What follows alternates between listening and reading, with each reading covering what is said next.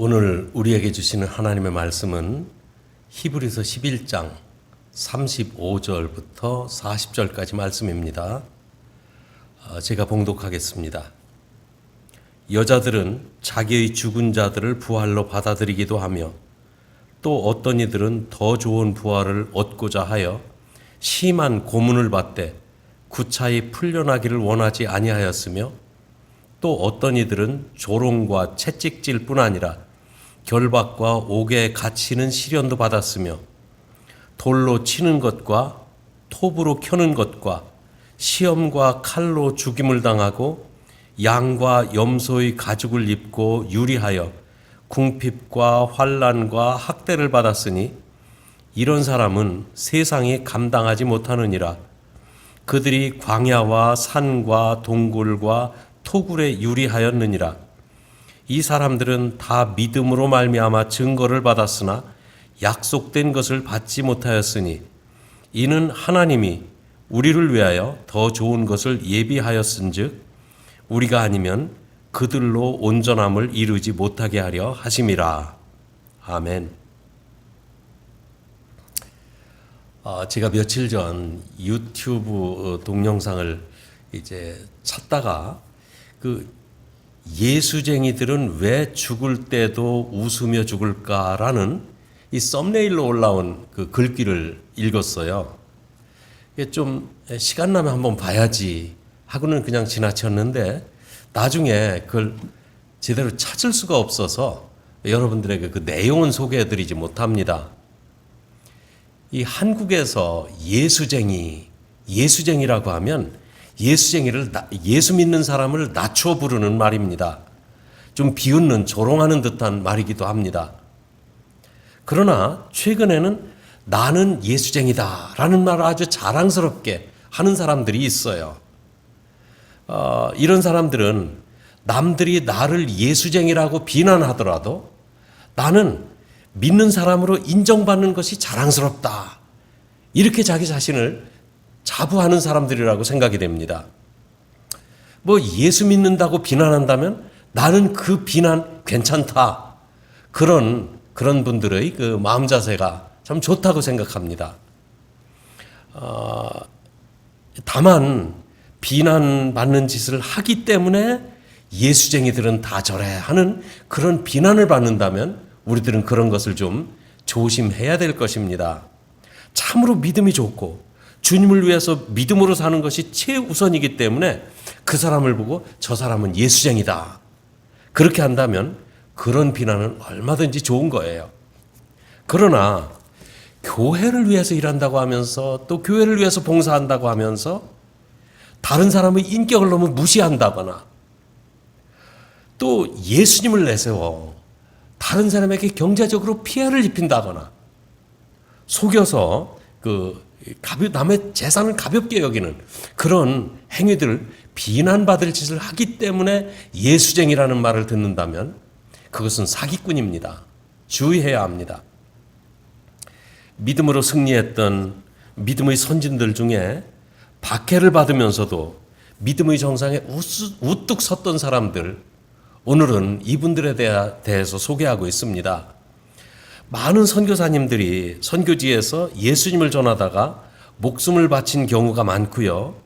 전쟁 중에 적들에게 잡혀 예수 믿는다는 이유 때문에 죽임을 당한 사람의 케이스도 참 수를 헤아릴 수 없을 만큼 많습니다. 이분들은 예수님을 위해서라면 자기 목숨까지 바치겠다는 정말 이제 골수 예수쟁이들이에요. 그 가장 소중한 것을 위해서 기꺼이 자기 자신을 바치는 정말 좋은 믿음을 가진 분들입니다. 참 예수쟁이들은 믿음으로 승리한 믿음의 용사들입니다. 우리 한국에도요, 목숨을 바치면서까지 믿음을 지켰던 믿음의 영웅들이 계십니다.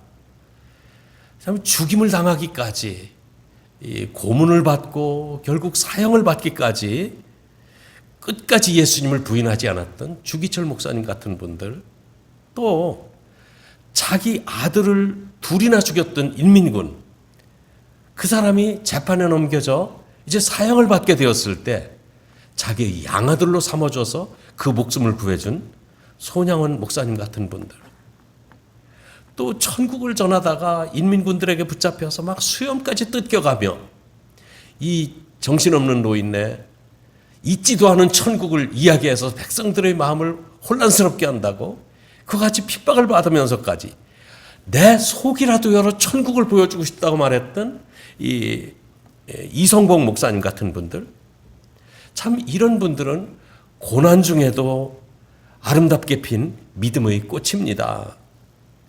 이런 분들의 희생 위에 한국의 기독교가 큰 성장을 경험했습니다. 오늘 본문 말씀에는 고문과 채찍의 괴로움을 당하면서도 믿음으로 승리했던 사람들에 대해서 38절에 이렇게 말씀하고 있습니다. 이런 사람은 세상이 감당하지 못하느니라. 이런 사람은 세상이 감당하지 못하느니라. 세상이 감당할 수 없는 믿음의 사람들이었다고 소개하고 있습니다. 이 사람들은 광야와 산과 동굴과 토굴에 유리하였다고 말하고 있어요. 유리했다는 말은 일정한 거처가 없어서 여기저기 헤매고 다녔다는 말입니다. 떠돌이가 되었다는 말입니다. 그들이 가진 믿음 때문에 어디를 가도 사람 대접을 받지 못했어요. 그런데 이런 사람들에 대해서 성경은 세상이 감당하지 못할 믿음의 사람들이었다고 높게 평가하고 있습니다. 이 사람들은 믿음의 정상에 우뚝 선 사람들입니다. 이 산에 가서 정상에 올라가 보면요, 그 아래에 펼쳐진 많은 경치들을 볼 수가 있습니다. 높은 산일수록 더욱 그렇습니다. 이 로스앤젤레스는 높은 산들로 둘러싸여 있는 도시입니다.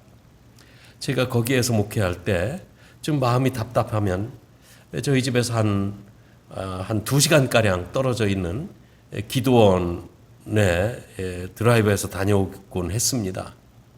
그런데 그 기도원은 프리웨이를 타고 가면 1시간 20분 정도면 갈 수 있는 거리예요. 그런데 산길을 넘어가면 빨리 가도 2시간, 그렇지 않으면 2시간 반가량 걸리는 좀 그런 거리입니다. 이 로스앤젤레스를 둘러싸고 있는 그 빅베어 마운틴, 거기에는 높은 산들이 많은데 가장 높은 산이 1100피트 된다고 그럽니다. 아주 높은 산이죠.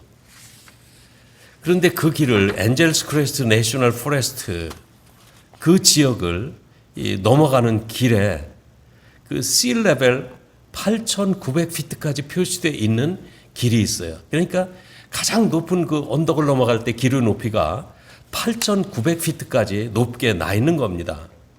시속 40마일 속도 제한이 되어 있는 곳인데 꼬불꼬불한 길이지만 저는 그 길을 더 좋아합니다.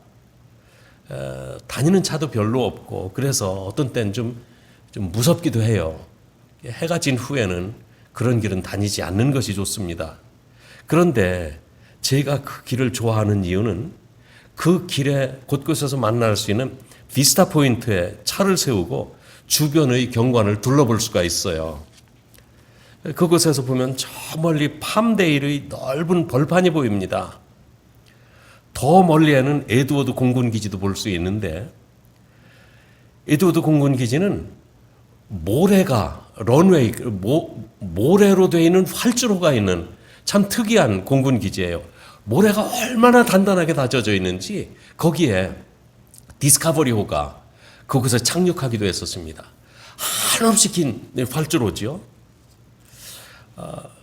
그런데도요, 그 높은 곳에서는 큰 넓은 들판에 에드워드 공군기지는 조그만 마을처럼 이렇게 보입니다. 그런데다가 그 너머로 비행기의 정크야드인지 그냥 커다란 비행기들이 수천 대가 이렇게 끝도 없이 줄져서 서 있는 그런 것도 보이고요. 또 거기 그 너머로는 모하비 사막도 볼 수가 있습니다. 저는 그 가장 높은 산 정상에는 올라가 보지 못했습니다. 그런데 그 기도원에 가는 그 길에서 조금만 더 들어가면 윌슨 마운틴이라고 LA에서 가까운 높은 산이 있어요.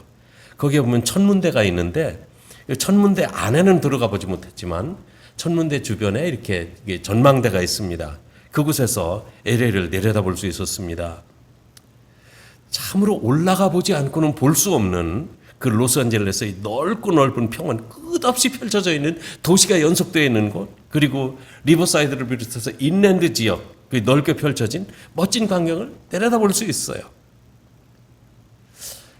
이런 것을 생각하면서 믿음의 정상에 서 있던 분들이 볼 수 있었던 것이 이런 것이 아닐까 하는 생각을 해봅니다. 35절에 보면 여자들은 자기의 죽은 자를 부활로 받기도 했다고 그랬어요. 아마 엘리야를 만난 사르밧 과부의 아들에 관한 이야기일 것입니다. 사르밧 과부는 계속되는 가뭄으로 식량이 떨어져 죽게 되었을 때 엘리야 선지자를 만나 마지막 남은 밀가루 한 움큼을 가지고 엘리야 선지자에게 떡을 만들어 주었고, 잘 대접함으로 말미암아 그 뒤에 통에 있는 가루가 떨어지지 않았고 그 병에 있는 기름이 마르지 않았다고 그 놀라운 기적을 경험하게 됩니다. 그런데 그 여인의 아들이 죽음으로 큰 슬픔을 당하게 됩니다. 그때 엘리야가 기적으로 그 아이를 살려주었어요. 그런가 하면 그 엘리야 선지자의 그 제자 엘리사가 수넴 여인과 만납니다. 그 수넴 여인의 아주 극진한 대접을 받아가며 하나님께 기도해서 그 가정에 아들을 얻을 수 있도록 기도를 해 주었습니다. 그런데 그 아이가 좀 커가면서 심한 두통으로 죽었어요. 엘리사는 믿음으로 그 아이를 살려주었습니다. 믿음의 결과입니다. 나아가 마리아와 마르다의 오라버니 신약시대에 와서 마르다와 마리아의 오라버니 나사로가 죽었을 때 예수님은 장사한 지 이미 사흘이나 되어 썩은 냄새가 나는 그 죽었던 나사로를 살려주신 경험이 있습니다. 믿음은 이와 같이 믿음의 정상에 서 있는 사람들은 죽은 사람이 살아오는 놀라운 경험까지 하게 됩니다. 이런 사람들이 믿음의 정상에서 죽은 자의 부활을 경험했던 것입니다. 또 어떤 이는 더 좋은 부활을 얻고자 해서 악형을 받되 구차히 면하지 않았다고도 했어요. 한 번만 예수님을 부인하면 죽음을 면할 수가 있었고 풀려날 수가 있었지만, 그러나 구차하게 사는 것보다 믿음에 우뚝 서서 예수님을 위해서 죽는 것이 얼마나 복된 것인지 알았기 때문에 기꺼이 예수님을 부인하지 않고 목숨을 바쳐 승리를 했던 분들이 있습니다. 정상에 올라가면 등산길이 아무리 힘들고 어려워도 산 아래에서 볼 수 있는 놀라운 광경을 볼 수 있기 때문에 그 어렵고 험한 등산길을 헤치면서 정상에 올라가는 것입니다. 이 정상에 올라간 그 믿음의 용사들은 지금까지 힘들게 살았지만 정상에 올라와 보니까 그 모든 것들을 잊을 수 있었기에 이제는 믿음의 정상에 우뚝 서서 모든 것을 이길 수가 있었던 것입니다. 믿음의 정상에 선 사람들이 당한 고통을 이렇게 말씀합니다. 첫째는 감옥에 갇히는 고통을 당했다고 그랬어요. 36절에는 희롱과 채찍질 뿐 아니라 결박과 옥에 갇히는 시련도 받았으며 이렇게 말씀하고 있는데, 참 예수 믿는 사람들, 그리스도인들이 이 시험을 받는 것은 필수 과목입니다. 시험을 통해서 우리는 경건한 삶으로 승화될 수가 있어요. 디모데후서 3장 12절 말씀을 보면 이렇게 말씀합니다. 무릇 그리스도 예수 안에서 경건하게 살고자 하는 자는 박해를 받으리라. 그리스도 예수 안에서 경건하게 살고자 하면 박해는 필수적으로 따라온다고 말씀하고 있습니다. 요즘에는 믿음 생활하기 위해서 감옥에 가는 일은 거의 없습니다. 공산주의 국가나 이슬람 국가를 제외한다면 믿음 생활하기 위해서 믿음 때문에 감옥에 가는 일은 없습니다. 그런데요, 요즘의 감옥이라는 감옥도요, 이 성경시대의 감옥과 비교할 수가 없습니다. 미국에서는 감옥의 죄수들이 그 감옥에서 주는 그 음식에 대해 불평이 심하다죠. 스테이크가 너무 질겨서 못 먹겠다고 불평하고 데모를 한답니다. 한국에서도요, 이 감옥에서 사역하시는 사역자들이 좀 계시거든요. 그분들의 이야기를 들어보면 한국의 감옥도 지금 웬만한 장급 여관 수준이다. 이렇게 이야기를 합니다. 이 장급 여관이 어느 정도 수준인지는 모르지만 아마 여기에서 한 2스타 정도의 그런 호텔 수준이 아닌가 생각이 돼요. 옛날에는요, 감옥에 가면 빛을 보지 못했기 때문에 시력이 퇴화됩니다. 그래서 시력을 잃게 됩니다. 또 햇볕이 없으니까 몸의 면역성이 다 사라져서 몸에 병이 생기고 문둥병이 생깁니다. 그리고 감옥에서 주는 음식은 살든 죽든 관계없어요. 그냥 때만 되면 소금국 같은 거 줘요. 그러니까 그거 먹다가 굶어 죽으면 내다 버리면 되니까. 지금 현대인들은 옛날의 감옥을 이해하지 못합니다. 얼마 전 어느 목사님이 그런 이야기를 하시는데, 북한에 문이 처음 열리기 시작할 때 남한의 TV 기자가 북한 학생한테 가가지고 남한에 대해서 어떻게 생각하느냐고 질문을 했대요. 근데 남한이라는 말을 잘 못 알아듣더랍니다. 남조선이라고 아니면 남반부. 그러니까 설명을 하니까 그 북한 학생이 남반부에는 거리에 깡통알 찬 아이들이 득실득실하다고 이야기를 하더랍니다. 근데 그것이 한국의 TV에 보도가 됐어요. 그래서 TV를 보고 있던 한국의 초등학교 학생 하나가 아빠한테, 아빠, 깡통은 따서 먹는 거잖아. 근데 왜 깡통을 차고 다녀? 그러더래요. 지금 세대들은 깡통 차고 다니는 것이 무슨 일인지 이해를 못해요.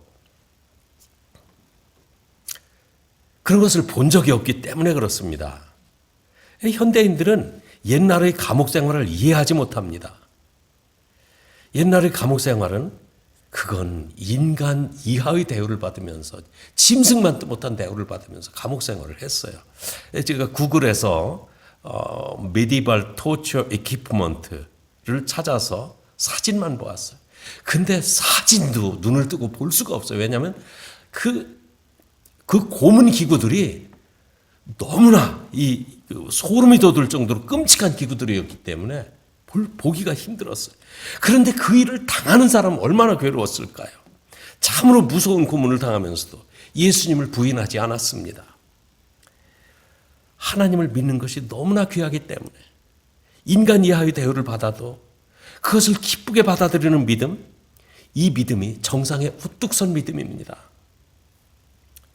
두 번째, 그들은 돌로 치는 것과 톱으로 켜는 것과 시험과 칼로 죽임을 당했다고 했습니다. 하나님을 믿지 못하게 하기 위해서 가장 잔인하게 고통을 주는 거예요. 그리고 양과 염소의 가죽을 입고 유리하여 궁핍과 가난과 학대를 받았다고 말씀하고 있습니다. 그 옛날 숨어서 신앙생활을 하던 사람들이, 그 그리스도인들이 가공하지 않은 가죽옷을 입고 다녔어요. 여기서 양과 염소의 가죽을 입었다 그러니까, 아이고, 양과 염소 가죽이면 좋은 가죽 제품이네, 이렇게 생각할 수 있지만 그런 것이 아닙니다. 제대로 가공이 안 돼서 뻣뻣해서 살같이 찢어지고요, 상처가 생기기 일쑤입니다. 그런 것을 입으며 광야에 유리했다고 그랬어요. 그와 같은 극심한 고통을 당하면서도 비겁하게 타협하지 않고 고난을 당했습니다. 그래서 이런 사람들은 세상이 감당하지 못할 믿음을 가진 사람이라고 말씀하시는 겁니다. 세상의 판단 기준으로 판단할 수 없는 경지에 있는 사람들이에요. 그런데 오늘 본문 39절 40절 말씀은 우리가 얼마나 복받은 사람들인지 말씀을 합니다. 이렇게 말씀합니다. 이 사람들은 다 믿음으로 말미암아 증거를 받았으나 약속된 것을 받지 못하였으니, 정말 믿음의 정상에 서서 온갖 고통을 당하면서 그것을 이기면서 믿음을 지킨 사람들은 약속을 받았지만 약속된 것을 받지 못했다고 말씀합니다.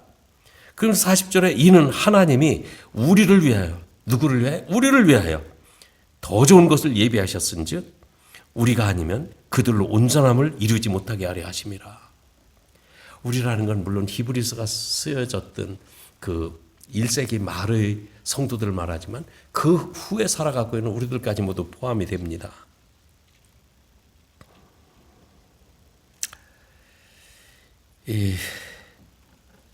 이 말은 무슨 얘기냐면, 그 앞에 소개한 믿음의 영웅들은 죽기까지 다 믿음을 지켰습니다.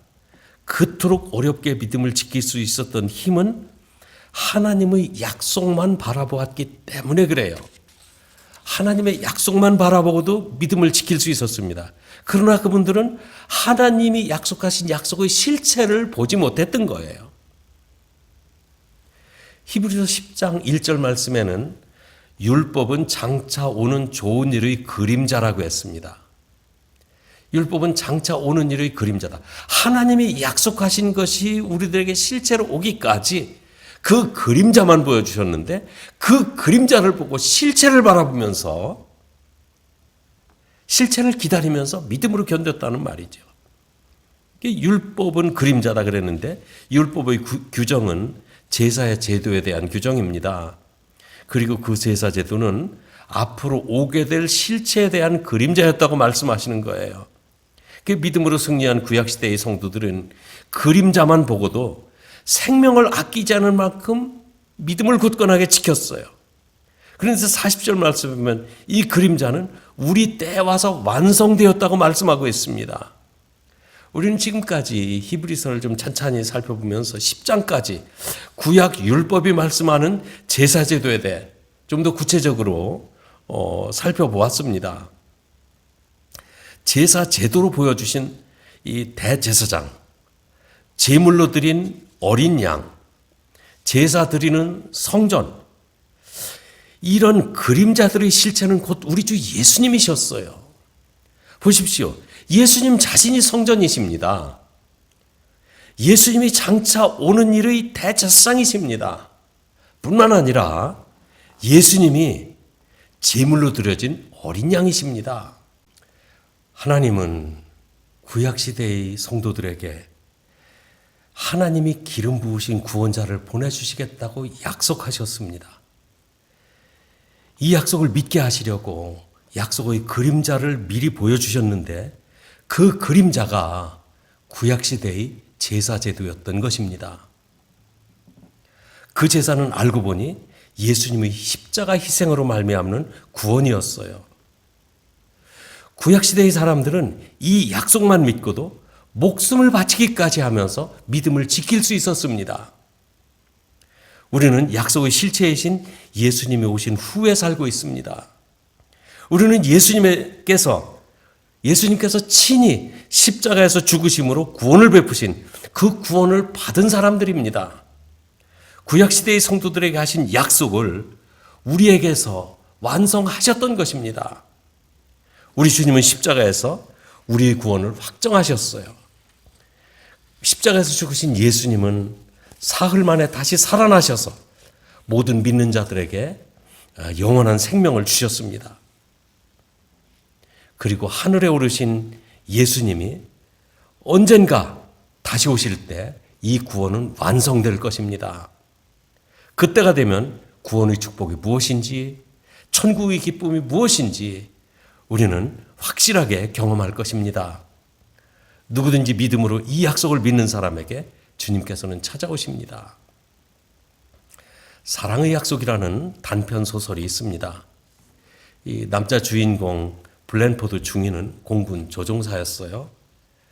어느 날 퍼블릭 라이브러리에 가서 소설책 한 권을 대출받았습니다.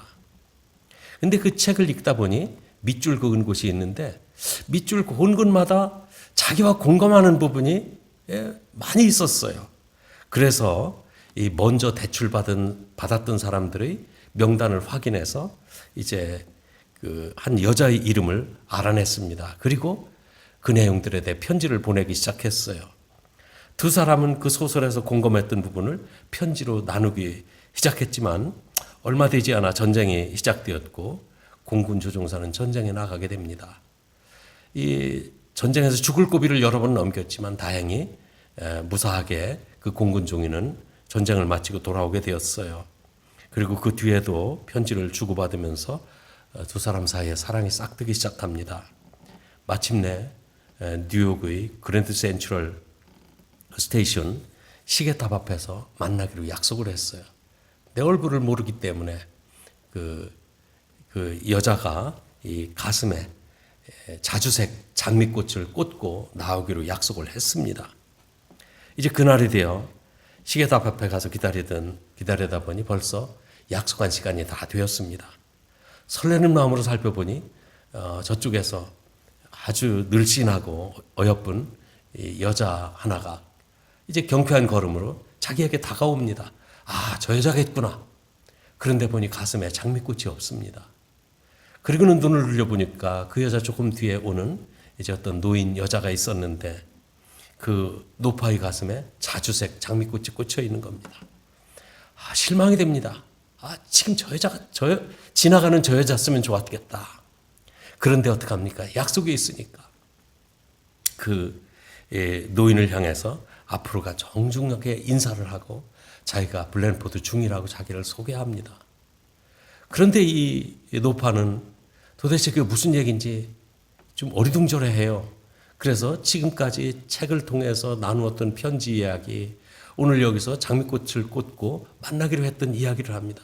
그때서 그 할머니가 이야기를 하면서 장미꽃을 빼서 이 블랜포드 중위에게 줍니다.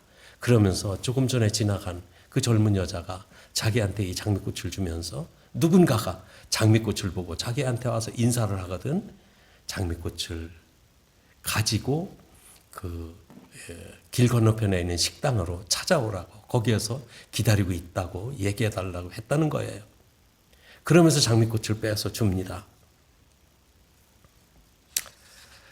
참 이 사람은 마침내 이 약속을 지켰고 그 약속을 지킴으로 인해서 사랑하는 여인을 만날 수 있었다는 이야기입니다. 히브리서 11장에 들어서면서 1절 말씀에 믿음은 바라는 것들의 실상이요 보이지 않는 것들의 증거라는 말씀을 우리가 들었습니다. 그리고 선진들이 이로써 증거를 얻었다고 하면서 그 약속을 바라보았던 그 약속 때문에 믿음을 지켰던 믿음의 선진들을 한 사람 한 사람 소개해 왔습니다. 하나님은 믿는 사람들에게 약속을 지키시는 분이십니다. 지금 나에게 보이는 증거는 없지만 하나님의 말씀을 신뢰하고 살았던 믿음의 그 선진들은 오늘 우리가 어떻게 하나님을 신뢰하면서 살아야 되는지 한 분 한 분 특색을 가지고 우리들을 가르쳐 주시고 인도했습니다. 그리고 그 실체가 어떻게 이루어졌는지 오늘 결론적으로 종합해서 우리에게 말씀해 주시는 겁니다. 우리는 믿음의 실체이신 예수 그리스도의 구원을 경험한 사람들입니다. 이것보다 더 확실한 증거는 없습니다. 우리 주 예수님은 우리를 하나님의 집으로 데려가시기 위해서 다시 오시겠다고 단단히 약속을 하셨습니다. 우리는 이 약속이 진리인 줄 믿습니다.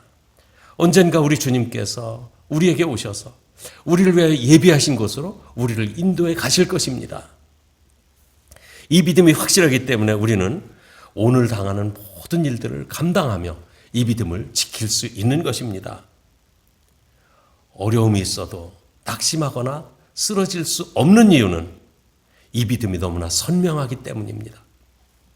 우리가 성공할 때도 교만하지 않고 남들이 나를 비방해도 흔들림 없이 묵묵히 주님을 사랑할 수 있는 것은 바로 이 믿음이 있기 때문입니다.